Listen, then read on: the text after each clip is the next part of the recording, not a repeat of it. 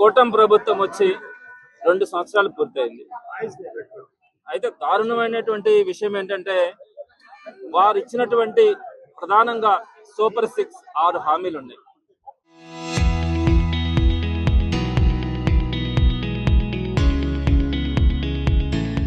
అవి కాకుండా 143 హామీలు మొత్తం హామీలు కూడా ఇవ్వడం జరిగింది. ఈ 143 హామీల సంగతి దేవుడికి.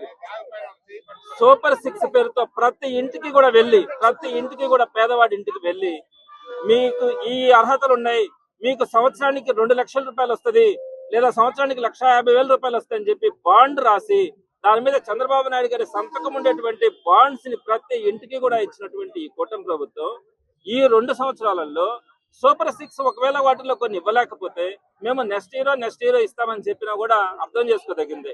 అలా చెప్పకుండా సూపర్ 6 నేను ఇచ్చేసాను, ఇంకా నాకు సంబంధం లే అని చెప్పి మాట్లాడినటువంటి తీరు మనం చూసినాం. అందులో ప్రధానమైనటువంటి హామీ ఏంటంటే ప్రతి మహిళకి కూడా నెలకి 1,500 రూపాయలు లెక్కనిస్తానని చెప్పారు.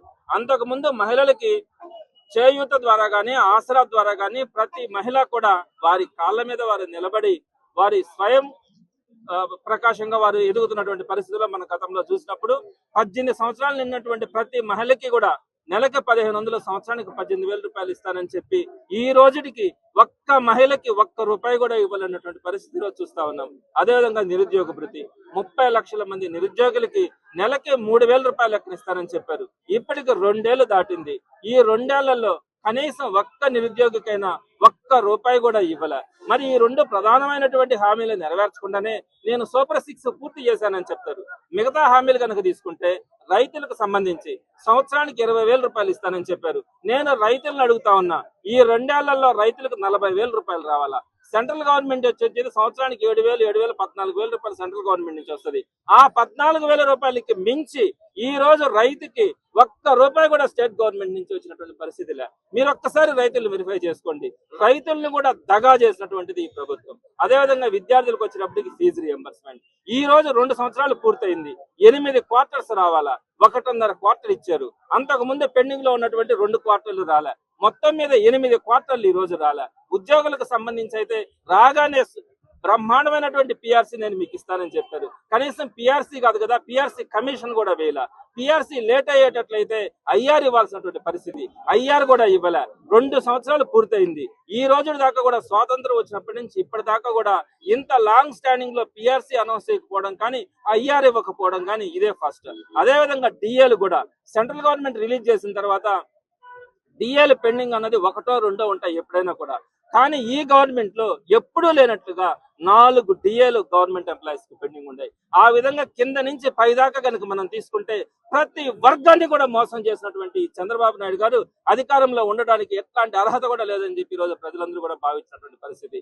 ఈ కార్యక్రమంలో భాగంగా వారు ఏదైతే ఎలక్షన్స్ కు ముందు ఒక నోటిఫికేషన్ ఇచ్చినారో, ఈనాడు పేపర్ లో మనం పెద్ద పెద్ద యాడ్స్ కూడా చూసినాం, అన్ని పత్రికల్లో కూడా చూసినాం, ఒక పత్రికని కాదు. వాటికి సంబంధించినటువంటి ఈ రోజు వాటన్నిటిని కూడా చూపించడం కూడా జరిగింది. ఈ రోజు కడుపు మండినటువంటి ప్రజలు కానీ వారందరూ కూడా ఈ రోజు హాజరు కావడం, ప్రతి నియోజకవర్గంలో కూడా రావడం కూడా జరిగింది. ఈ రోజు నెల్లూరు సిటీ నియోజకవర్గంలో తీసుకుంటే మనం ఈ తూర్పు ప్రాంతంలో ఇక్కడ ఈ రోజు ఈ కార్యక్రమాన్ని చేసినప్పుడు అందరూ కూడా ముఖ్య నాయకులు అందరూ కూడా రావడం కూడా జరిగింది. రేపు 12వ తారీఖున, ఈ నెల 12వ తారీఖున ప్రతి నియోజకవర్గంలో కూడా పెద్ద ఎత్తున నిరసన కార్యక్రమాలు కూడా జరిగేదానికి మనం అందరూ కూడా ప్రజలందరూ కూడా ముందుకు వస్తా ఉన్నటువంటి పరిస్థితి. కాబట్టి ఈ రోజు ఏదైతే వీరు చెప్పినటువంటి హామీలని వాటన్నింటినీ కూడా దగ్ధం చేసి తమ నిరసనని ఈ రోజు ప్రజలందరూ కూడా వ్యక్తం చేసినటువంటి పరిస్థితి ఈ రోజు మనం చూస్తా ఉన్నాం. తప్పకుండా కూడా ఇప్పటికైనా కూడా ఈ గవర్నమెంట్ కళ్ళు తెరవాలా. ఏదైతే హామీలు ఇచ్చిన మేమేమి ఎక్కువ అడగట్లా, మీరు చెప్పినవి అడుగుతా ఉన్నాం. మీరు చెప్పినటువంటి హామీలను నెరవేర్చమని వైఎస్ఆర్సీపీ డిమాండ్ చేస్తా ఉంది.